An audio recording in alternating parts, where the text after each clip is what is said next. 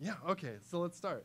I'm going to talk a little bit about the tools that are available to identify and improve some of the things that we actually saw tonight. And so to start off, I want to kind of separate some of the performance ideas into two separate buckets. If this works for you guys, I don't know. It seems kind of OK. Like users, the user experience of performance is mostly separated into two things. Like, give me the damn thing that I wanted, and now that I have it, I want to interact with it really nicely. So in give me the damn thing I wanted, it's page load, often abbreviated as PLT, page load time. In here, we're talking about things like the network waterfall, getting image assets that are appropriately sized, non-blocking delivery of all of our assets, getting the CSS that we need to render the top of the page quickly and not much else, and also fonts. Can we see the text quickly? When we're talking about runtime performance, we're talking about, like, I want to interact with the page. I want to click a button and see that response very quickly. Any sort of transitions, animations. When I'm scrolling, does it stick to my finger? Like, I am scrolling with my finger on the device, and it should just be moving immediately with things. What we heard about with memory leaks and garbage collection, and also JavaScript-based animation, like with request animation frame. But to show a little bit more about this stuff, I kind of want to take an example. So we're going to start off with a demo. This is a site for a festival in Canada. And it's the Canadian National Exhibition. So we're actually just going to go over to the site now, the live site, and we're going to play around. I'm actually going to do it here in Chrome Canary. OK, cool. So how does this look? Oh, it's too wide. OK. Yeah, seems good. All right. So Canadian National Exhibition. My friend Mike Taylor, who works for Firefox, found this site. And he said, I defy you to find a site that is jankier in its scroll. And I was like, I know of a site, actually. So like this one. What is it? Inception Explained, is it? Is this it? Yeah. It's really bad. It is. So Paul mentioned parallax sites before. Parallax sites can get into trouble really fast. And this site is so cool, but the frame rate on this is just so poor. It's rough. But let me go back to what I was talking about. So Canadian National Exhibition. So here we are. And we got some things happening. We got this kind of background, full bleed on the back, this header that kind of moves. It scrolls up as I go down.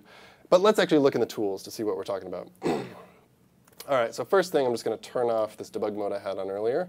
And always first thing, go to timeline. Start recording. I use Command E, and we just kind of scroll up and down. OK. So we're seeing a lot of activity already, all right? A lot of stuff. We're seeing mostly purple, right? I'm scrolling in on this area to just kind of get a better zoom. And it looks like Recalc Style is consuming a lot of each of these frames. So OK, Recalc Style. Some things could be happening. I'm not really sure what. So we hover on the item, and we can see the JavaScript call stack that's associated with this. So the last thing that happened was here inside remove class inside jQuery. OK, so I'm going to click that just to find out what exactly it was. We're minified here. OK, we'll pretty print down at the bottom. It looks good. Now I'm going to come back and just repeat that click again. OK, cool. So now we just repeat the click, and it brings me to the exact place. I really like it when the cursor does its pretty thing. So I'm going to, yeah. So it brings me right to the class name assignment. So this is setting the class name on an element. And that is what triggered the Recalc Style. OK, that's good to know. Now let's find out why that happened. We look down into the user code. And so here we go inside cne.js. Let me try clicking that once again. Line 33. Remember how Paul might have mentioned do as little as you can inside your scroll handlers. So inside their scroll handler, they get the height of the window, the scroll top. They do a little bit of math. And then they toggle some classes on the HTML element in every single scroll. Toggle, toggle, toggle, toggle, toggle. Not great, certainly not great. But we can make this better. So so the best way to do this is, you can see it's a conditional toggle class, right? You're using the second argument inside jQuery's toggle class. They conditionally change it depending on that math working out. So that's OK. So ideally, you set this in an if block, and you only touch the DOM if you satisfy that requirement. That makes a bit more sense. We can actually cheat things a little bit. So I'm just going to edit the JavaScript right here. One sec. This is OK. All right, I'm going to edit the JavaScript right here, so I'm just going to backspace. Oh, come on. All right, cool. And we're just going to get the DOM element itself, and then we're going to use class list from HTML5. And it turns out class list toggle actually has the exact same method signature as jQuery's toggle class. And now I'm just going to hit Command S. And Chrome is just going to update that function on the fly, which is pretty cool. So then we're going to go back to timeline, and I'll start recording again and repeat my action. Yeah, nice. Pretty sweet. So here we are. We do not have massive Recalc Style anymore, but we do have some green paint going on. Now, on this device, I am still hitting mostly 60 FPS, so that's kind of OK. But on mobile devices, I certainly would not be. I want to see if I can do anything about this paint first. So first things first, I'm going to come over into the settings and turn on Show Paint Rectangles. And usually when I do this, I like to turn on Show Composited Layer Borders at the same time. Kind of go hand in hand. So bring the DevTools down a little bit. And now I'm just going to scroll up and down. So my paint rects are in red, and we're seeing things. A lot going on, but I can definitely see up top, this section, the header is just in red nonstop. Now, the reason why is because the header is position fixed, and the content is moving beneath it. But that is that's not going to work. So it's basically repainting this, even though it really shouldn't. It knows what that looks like, right? So the trick here is what? What's the fix for this fixed position element? Ooh, yeah, translate Z. There it is. I'm excited to type it, and then I also dread it. Yeah. It's like a combination of things, really. OK. WebKit transform, translate Z. Oh, my friend. Some people do the 3D version, but then you have to do 0, 0, This is my favorite. All right, so I got that in. I promoted the layer, and in fact, there is now this little gold border around the top. And let's see if I can, if I just toggle this, you can see that gold border coming on and off, because that is now a layer. All right, so we're going to put it back on. And if I scroll up here, oh, cool, yeah, we do not paint that. But then we get about here, and it moves. And we see that paint. And actually, so let's fix this. So the movement is here, top. We just move the top. Now, what's probably a better way of moving this top other than just changing position absolute? If we want to move an element. Translate. Yeah, sounds good. Let's do a transform translate. All right, so WebKit and WebKit and Blink still have prefixed transform, so we will do that. Hop over here and do a translate Y, and that seems to work. And since I have a CSS transition down here, I should probably update that. OK. Now that's a bit nicer. I still do see red. Let's see if, yes. Is that right?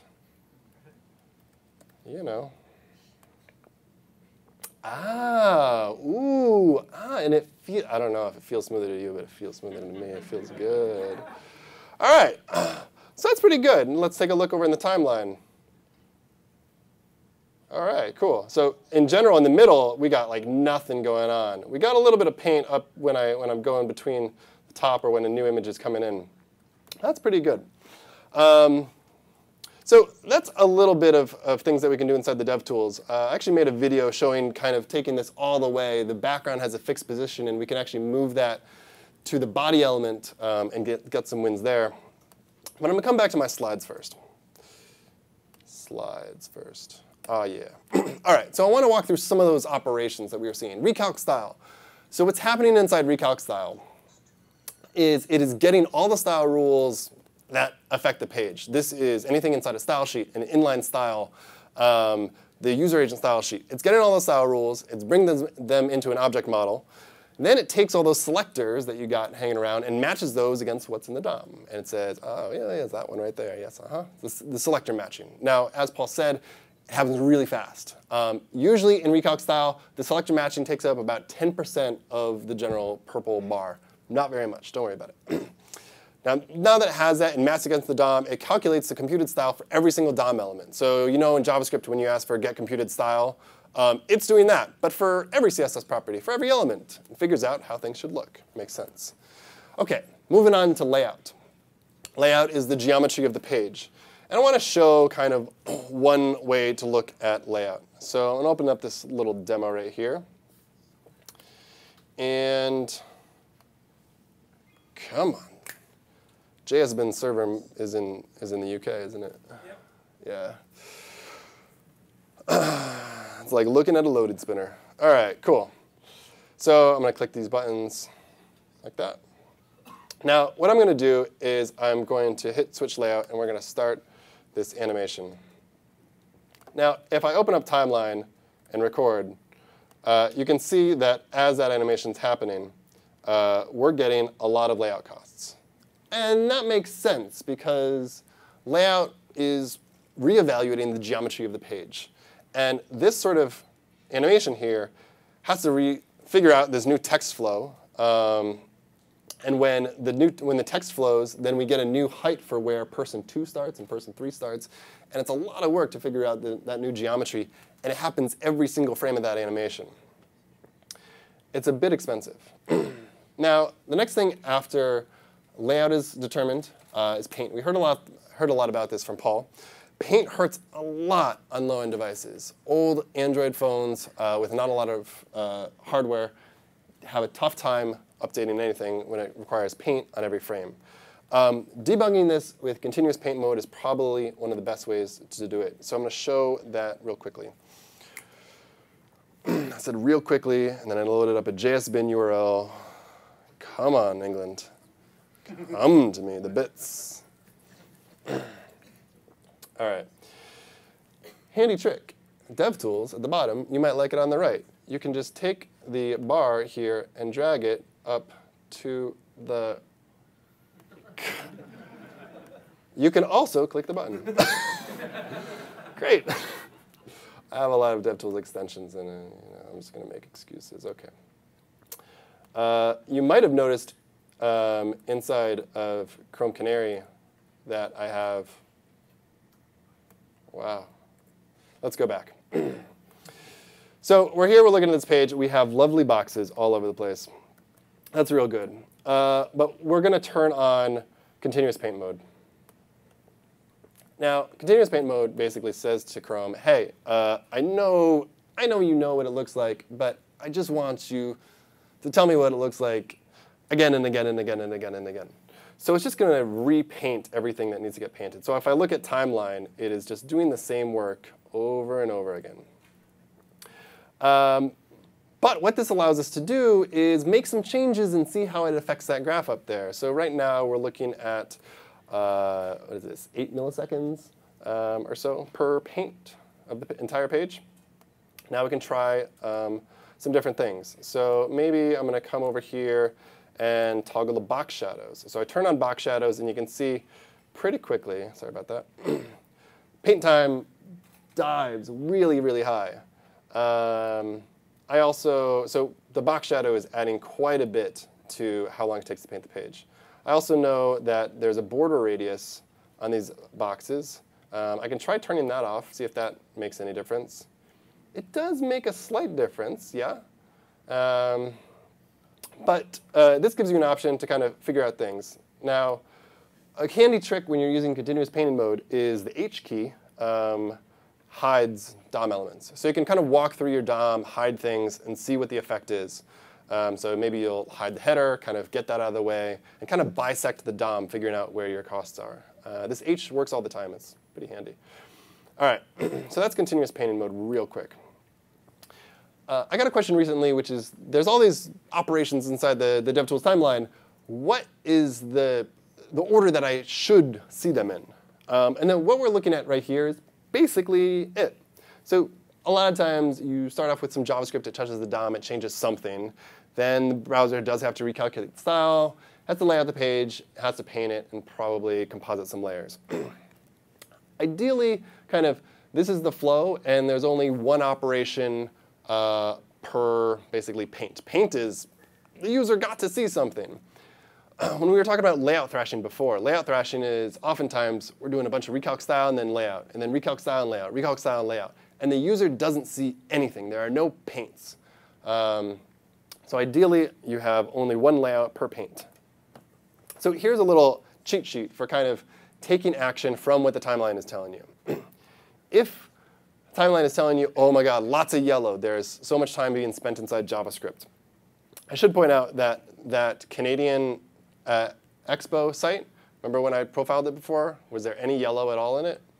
No. There was no JavaScript at all slowing down that site. It was all inside the rendering side.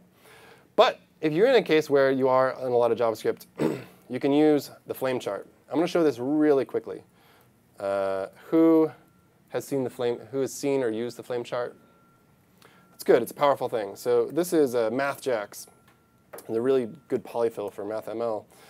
But I want to check out kind of how fast it can render these things. So I'm going to turn off these, come down here. And so it's actually just, it's rendering this stuff out. And I can choose to render it in SVG or HTML CSS.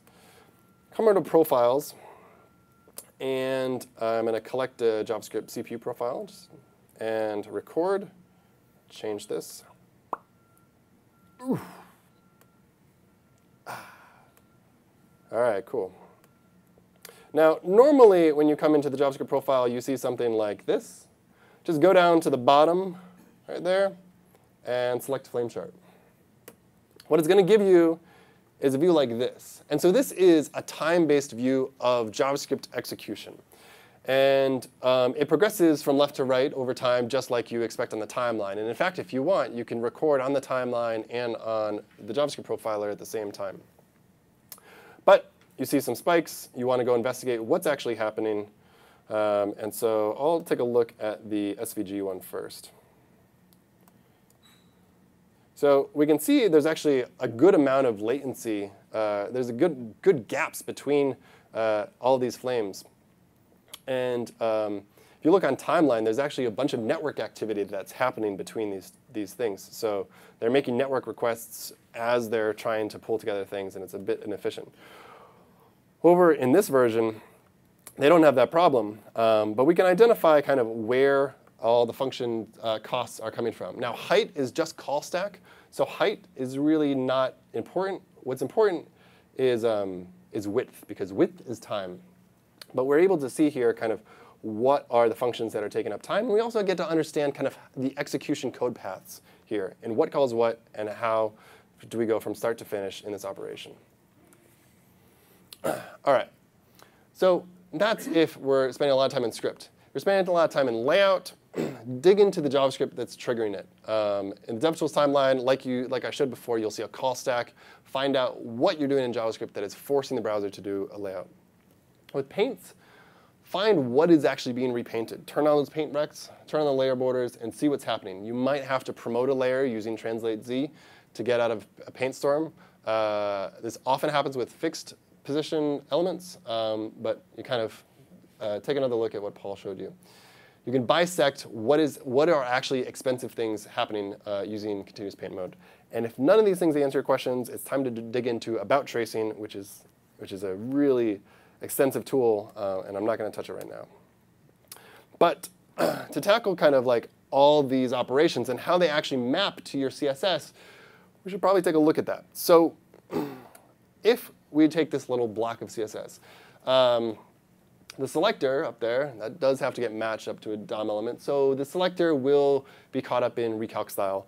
The height affects kind of the geometry of the box. So that is mostly captured inside the cost of layout. And a text shadow does not affect any geometry of the page whatsoever. It is just a visual effect, right? So it will have no effect whatsoever inside layout and paint. Now this is helpful to know because if you turn on continuous painting mode, it's only going to give you numbers that reflect things that have an effect on paint. So you change the height of a box inside continuous paint mode, not much really. You're not going to get a good result.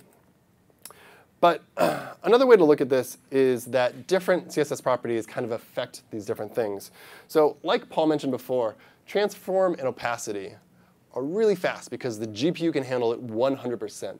So this happens here. They do not need to, if you're touching transform and opacity, you do not need to lay these out. You do not need to paint them.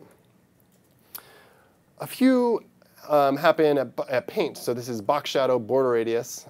These are visual effects. Like I said, they don't affect any geometry. Outline is also here, because outline is similar to border, but outline, you can change like an outline from 1 pixel to 100 pixels, and everything stays the same place. But a lot of CSS properties do affect the layout. Of course, anything that affects the positioning of the boxes, width, margin, border, absolute positioning, relative positioning, these things affect layout. And actually, so I took a look at all the CSS properties. So Chrome actually just recently, yesterday I think, released some numbers around the popularity of all CSS properties on the web. And this is them. So width is the most popular CSS property. Who would have expected that? But it's interesting to kind of look at these and identify kind of what sequence of operations they force. And so most actually do affect kind of the geometry of the page. But of course, opacity, like I mentioned, does not. Another cool way to look at this is animatable. Leah Veru made this tool.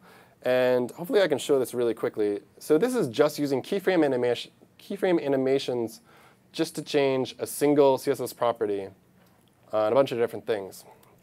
But it's pretty cool to bring this up and try it out to see what it actually looks like inside timeline. So like I said, we'll take a look at, let's see, font size. Font size. There we go. So as we animate font size does cause layout, and we see it right here. Box shadow, like I mentioned, does not have any effect on layout. And, oh, did I lie? Ooh, tough, Paul. Let me try one more. There we go. That's pretty good. So we're doing a transform animation. It's just staying kind of on the GPU. We're not going back to layout. So this is extremely efficient when it comes to animations. So in transitions, there's a lot of things. There's 4 things that a browser can do really, really fast and jank-free. It can scale, can move, can rotate, and fade. These translate in CSS to these guys. I should point out, you might need the null transform hack. Maybe. But if you're doing any animations, any visual effects, you want to be doing them with these operations. These can be fast. It can be fast on low-end hardware. It can be fast on high-end hardware. Every other operation is going to incur layout or maybe a good amount of paint. So it's going to be slower. Now, when it comes to measuring, we want to know that these measurements, these performance enhancements that we're doing are good for people. If we take a look at Twitter, the load event, window.load, fires about midway through the network waterfall. And the end of activity is quite a bit later. So looking at window.load for knowing that the page is kind of done is not going to work out. So we need better ways to identify how successful are we. So this is an approach developed by a guy named Pat Meenan who runs Webpagetest. So up at the top, we have the Filmstrip View of loading a page that's been optimized 2 different ways. And so you can see that the third way was optimized, is delivering content to the user faster than the other ones. Down here is a plot of the percentage of the visual progress plotting these out. So you can see here we're already showing things to the user, and so that's why gold is jumping up.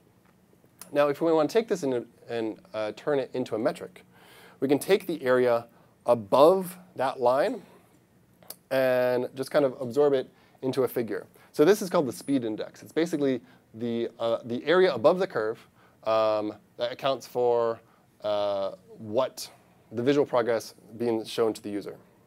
So this is a nice kind of quantitative measurement for getting a successful picture in front of the user. Now, in the real world, we want to be able to identify things like how, as we're developing a project over time, are we regressing performance? Are we improving it? Adobe Topcode is a CSS library that has a really nice framework set up for benchmarking. So they're using a project called Telemetry that Chrome works on. And so this is actually a view of their button element. And on the horizontal axis, we just have commits. And we can actually see for the mean frame rate, the mean frame rate, the load time, and the layout, how things are progressing. And so you can actually see this is a pretty big regression in load time of this test case. And then things actually did slow down later here as well. But we're able to kind of track this over time, which is really powerful.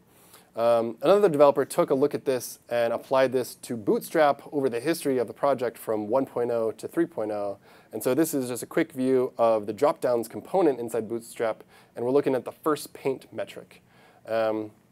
First paint is a tricky one, and it's hard to find good metrics. But I think speed index is one of the best ones. Inside Google Analytics, there's a few tools for these. You're looking at network activity. You can identify page load time, domain lookup, page download time. All these are the exact same as window.performance.timing. But since all major browsers support this, Google Analytics will report it here.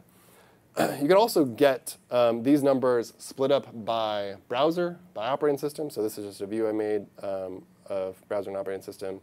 Here you can see Safari on iOS is considerably slower on page load time than the rest. And I think that's mostly because it's on a mobile network, whereas nearly all these others are desktop on Wi-Fi. SpeedCurve is a really cool site. It's still in private beta right now, but it's hoping to kind of give you a lot more insight when it comes to the performance of your site over time. And so here is HTML5 Rocks, which I work on, plotted against Amazon and TripAdvisor to kind of see that. But one tool that I really want to show is Webpagetest. And I'm going to show it with a site called Retail Me Not. This page I just loaded now. I'm going to do a shift refresh because it's so fast. The developers behind this worked quite a bit on the page load time, and it really shows. But what's really cool is taking a look at what Webpagetest tells us. So I ran this just earlier today. So we did, this is Retail Me Not, assuming a cable internet connection inside Chrome. And so here, if you've seen Webpagetest before, it's been around for a while, you might know it like has the waterfalls and stuff. It has a lot more than that. I really encourage you to take another look. First thing I'm going to show is the Filmstrip View. So over here in the Filmstrip View, we have, just like before, every 100 milliseconds we have a snapshot of what the page looks like. And you can see at 0.9 seconds, we start to have an actual page being rendered. It's really cool as I scroll through this, you can see my waterfall. We're kind of going through my network waterfall, and we're seeing that correlation. Now, another really nice thing is that you can ask Webpagetest to capture the DevTools timeline recording. And so we can just view the DevTools timeline associated with this. So I'm just going to do that right now.